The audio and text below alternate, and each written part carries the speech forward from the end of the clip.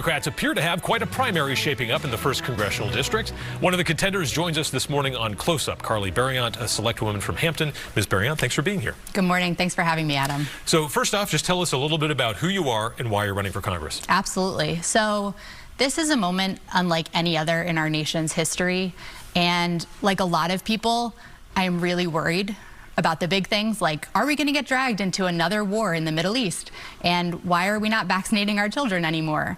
And is the New Hampshire voucher program going to be nationalized by the Trump administration? I'm also upset about the fact that we still don't have single-payer health care, that we don't have paid parental leave, and that a lot of people in our communities are having a hard time making ends meet. And I'm a mom. I'm married to a public school teacher. I'm an elected official in Hampton. I'm a historian and I'm an organizer. And all of those jobs have taught me that we need people who listen, who show up with integrity, and who help others do the same.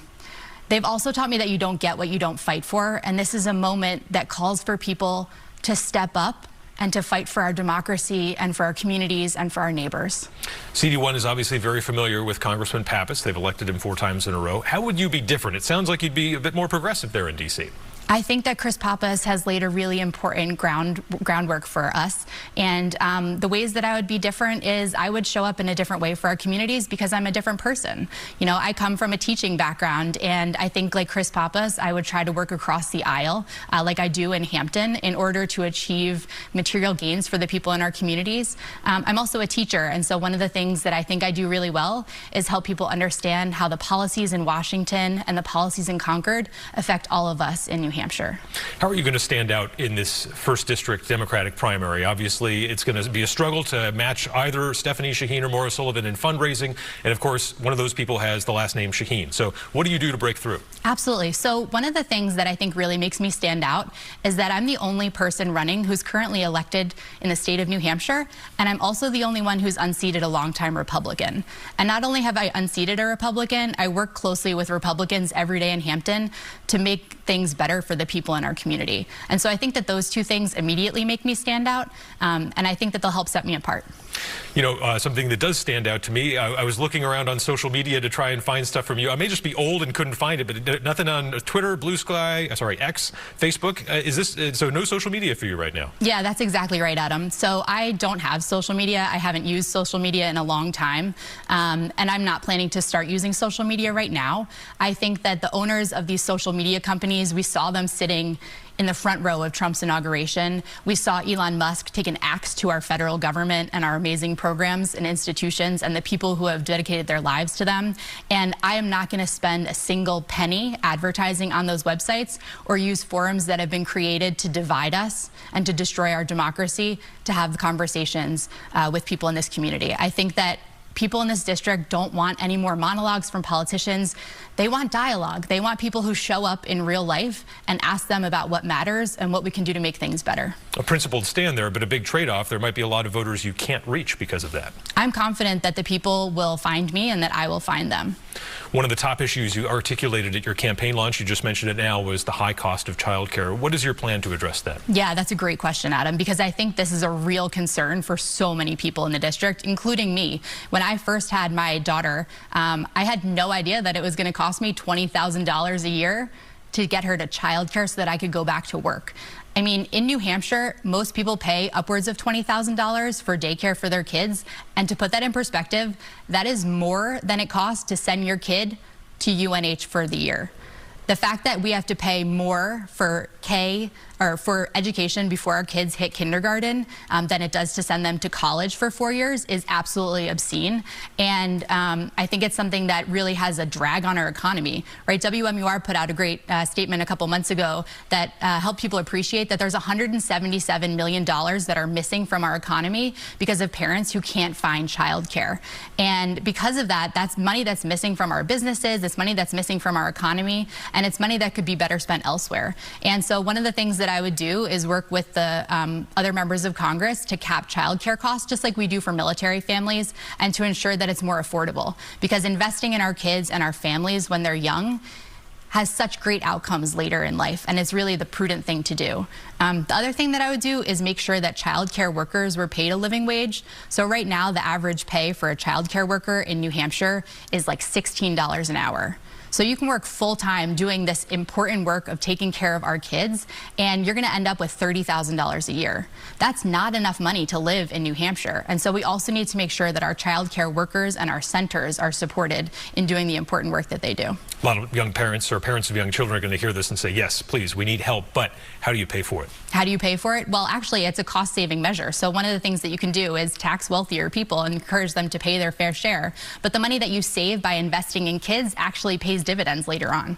And then also single-payer health care. That's a not insignificant price tag as well. How do you pay for that one? Yeah, so that's another thing that actually would save us money. Not only is it broadly popular with the majority of Americans supporting it at this system, when you talk to people who are invested in health policy and have spent their lives studying these questions, they say, actually, at this point, that's the least inexpensive thing that we could do, would be to start with a system that enables everyone to get the health care that they need, right? That enables them to fill their prescriptions and get that preventive care and not over-rely on our ERs. And so actually that ends up saving us money in the long run. Is it going to work, though? Because obviously Obamacare now a couple of decades almost along, and it feels like that one didn't necessarily make it better for everybody. Yeah, and so I would encourage us to look at something like Medicare, for example, which is a government-run healthcare system that's been in place for almost 60 years and does an excellent job of providing care to the elderly people in our lives.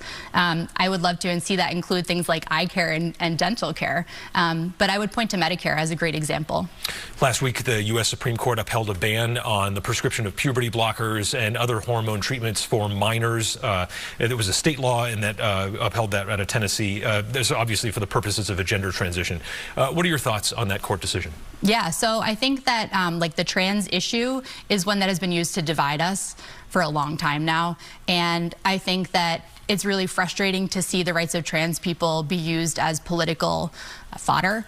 I think that trans people deserve dignity and respect just like everyone else. And I also think that, you know, in a place like New Hampshire, we really need to make sure that everyone has the opportunity to live free.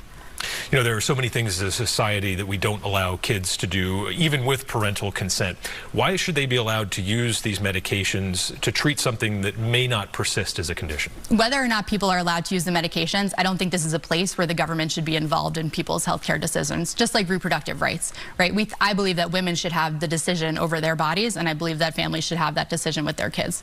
You mentioned education. Obviously, you're an educator, professor, lecturer. Clearly, there is a lot going on in Washington about this with the Trump administration taking on the Department of Education.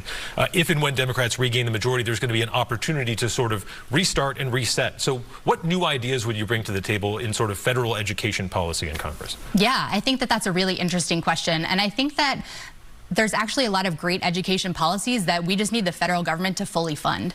So in New Hampshire, for example, in local government, one of the things that I see is the fact that we have to keep raising our property taxes. And one of the reasons we have to do that is because the state government keeps cutting sources of revenue.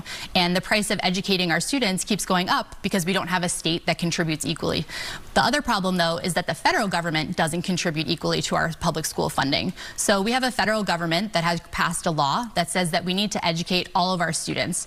And one of the things that they don't do is fully fund that mandate. So, for example, the IDEA, Individuals with Disabilities Education Act, requires all schools to provide a good education for students with disabilities. But the federal government is not paying for that mandate right now. And so it's falling disproportionately on school districts to pay the cost of educating their students who have disabilities. And so that's a place where I think the federal government should be much more proactive and fund the laws that they're passing.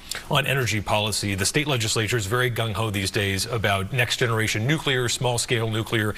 Who knows when that's going to be a possibility in the future? It could be several years. But is that something you could get behind? Say if they were like, hey, we want to expand the old Seabrook 2 site to include next generation nuclear. As a congresswoman, would you say, go for it? I think that when we're talking about energy policy, we need to balance like short-term lowering the cost of people's energy costs and also like the long-term sustainability. So nuclear is clean energy, but also we have reports that like the Seabrook nuclear plant in terms of its infrastructure is falling apart and really needs to be given a lot more attention so that we can make sure that if we're doing that, we're doing it safely. But the other thing that I really want to point people to is the fact that in New Hampshire, so much of our energy comes from Canada.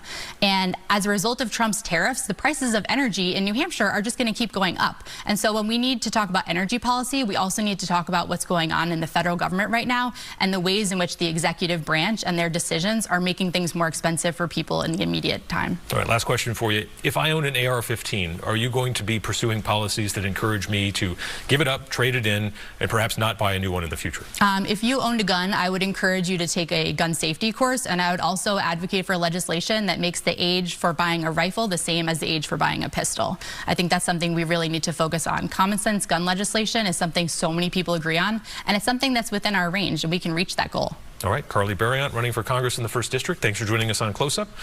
See you out there on the trail. Thank you so much, Adam. Okay, when we